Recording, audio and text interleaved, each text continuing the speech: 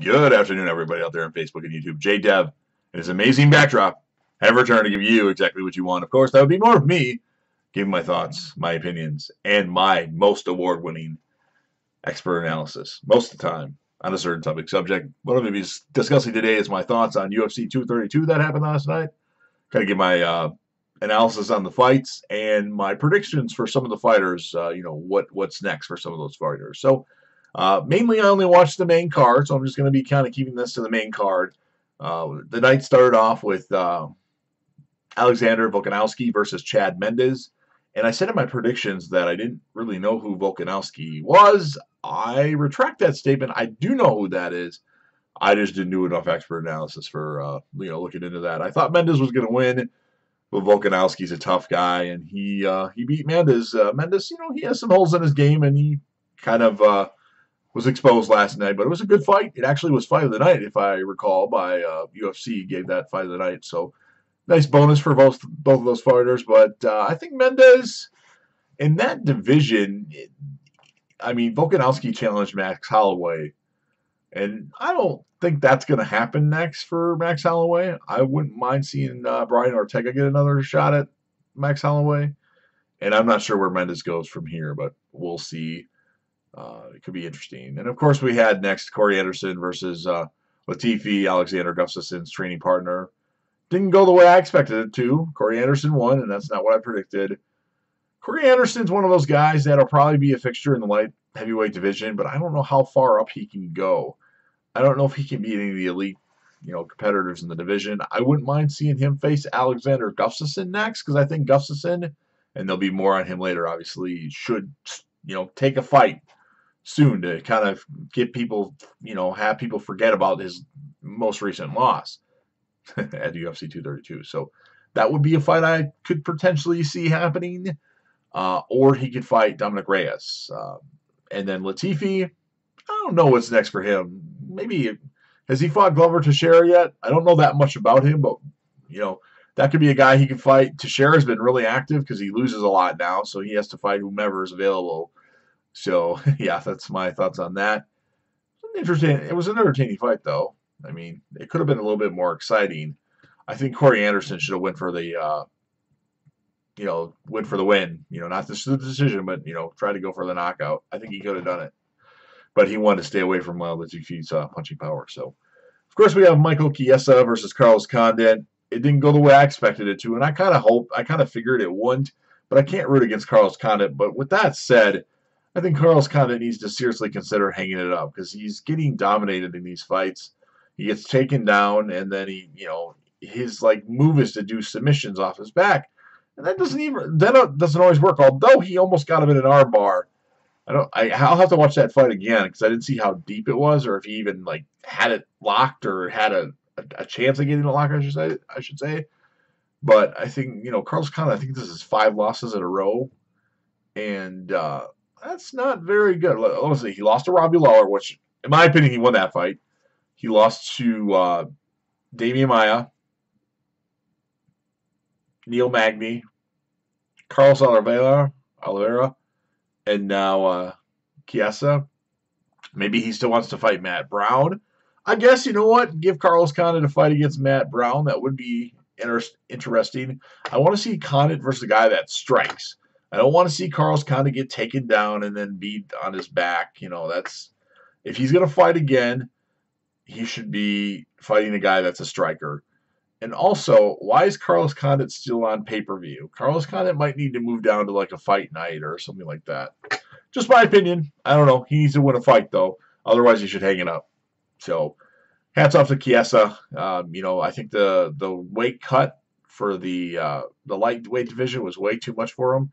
He's a big guy, and he should be fighting at 170 in the welterweight division. So he's going to be a force. As far as what's next for him, I don't know. I don't really like the welterweight division right now. You got Tyron Woodley holding on to that belt. And, I don't know. He could fight anybody. Maybe give him a fight against Stephen Thompson, the Wonder Boy.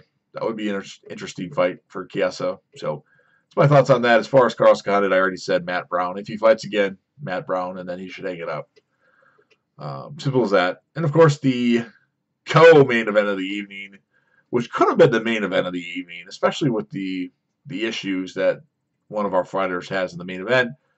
Chris Cyborg versus Amanda Nunez. It went the way I expected. I didn't expect it to be this jam-packed with action, but Amanda Nunez came out swinging again, just like she did against Ronda Rousey. Amanda Nunez is tough, very tough, and she knocked Cyborg out. Good prediction by me.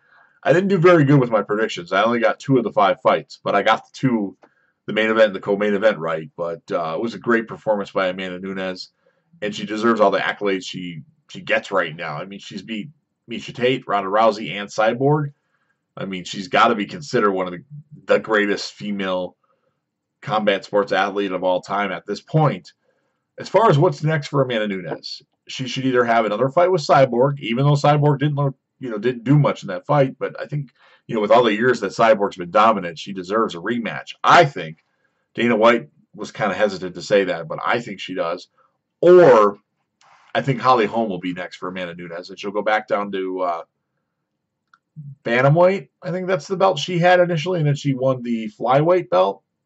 I can't keep track of those lower divisions. The weight classes, the lower they get, the less I know. I know from lightweight up. I know them all. Lightweight, welterweight, middleweight, light heavyweight, heavyweight. But the ones before that, I guess my analysis isn't as good as it should be. So, yes, I think Cyborg, I think the only fight, she's got 1 fight left in her UFC contract.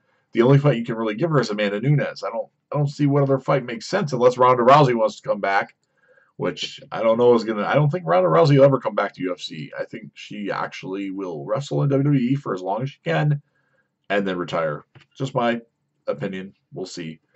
And, of course, the main event of the evening, Jon Jones versus Alexander Gustafson 2. My prediction was true. Jon Jones wins the fight. It was a very strategic, by Jon Jones to keep backing up and get kicks on Alexander Gustafson to score points, but keep Alexander Gustafson out of punching range. And then, of course, Jon Jones turned it up in the 3rd round and knocked him out. Well, TKO. He's on the ground. And, yeah. So, yeah, great performance by Jon Jones. Gustafson, I honestly think maybe Gustafson did get taken lightly in that first fight. And Jones looked past him, partied too much. And that's why Gustafson did so good, but totally got dominated. I don't think Gustafson landed more than 2 punches on Jones. Started off a little bit good, but then Jones just kept backing away and kicking him, and then I think he hurt him early on. So, as far as what's next for Gustafson, we already said Corey Anderson would be a good fight for him. I think he does need to fight right away, though. Take a month off and then get back into camp and then fight, by February, late February or March. And if Jon Jones, as far as he's concerned, I think the only fight you can make for Jon Jones, there's 2 fights. There's a rematch with DC, and I think that should be at light heavyweight. Or there's a fight for the number 1, or the fight for the number 1 contender, which I think would be Anthony Smith. Which I think Anthony Smith will get dominated by Jon Jones because that guy's lost a lot in other divisions. But we'll see. He's looked good at light heavyweight. And then if that's the case, if Jones and DC have another fight, I think they need to put Anthony Smith on that card and then book the fight between Jones and Anthony Smith for the next time that Jones fights. Because he's not going to lose to DC again. Or he's not going to lose to DC. Again, he's never lost to DC. He has a no contest, and personally, I think that no contest should be overturned. He knocked DC out with a head kick. It's not a decision victory. It was a head kick. DC got knocked out. Well, he actually didn't get knocked out by the head kick, but the lights were on and nobody was home. And then the punches and elbows followed. So, yeah, Jones should fight DC next. Gustafson should fight either Corey Anderson or maybe even Anthony Smith. Although I kind of like to keep him away from Anthony Smith because I think Gustafson would beat Anthony Smith. And then you have a guy that would be higher ranked that Jones has already beat twice. And DC's already beat once. And not that DC's going to beat Jones anyway. But I don't know. Just my thoughts. Props to Jon Jones. Let's hope Jon Jones can keep focus on training and fighting. And let's hope that Jon Jones fights 3 times in 2018. I'm thinking March, July, or August. and then like December or November. That would be my wish for John Jones. Have 3 fights, 3 dominating performances, and you know what? Maybe even win the heavyweight title from DC if he really wants to go and try to take DC's heavyweight championship away from him. He could be a 2-division champion, and John Jones would probably defend the title in both divisions. Fight, defend each title once a year. But he can do it. So yeah, that's my predictions or that's my thoughts on UFC 232. It was a good card once the co-main event and main event started. I was a little bored before then, I must say. Not sure why. I guess just the anticipation of John Jones coming back. That's all I really wanted to see because he's my favorite fighter of all time. And yeah, I was not disappointed. Props to UFC. This event turned out pretty good. Dana White must be happy because all the shit that happened with the picogram of whatever was in John Jones' system, and then the move of the chains of venues from Las Vegas to California or Nevada to California. So hope you guys enjoyed UFC 232. I'm not sure when the next UFC fight that I'm going to actually order would be. Maybe I'll do my thoughts and opinions on like the fight nights. But probably in March, if DC retires the fight that he has before he retires, if him and Jones fight, the trilogy, you know damn well I'll be ordering that. So hope you guys enjoyed the video. Hope you guys have a happy new year, and I'll be back again soon. And please give a comment. Give me your thoughts.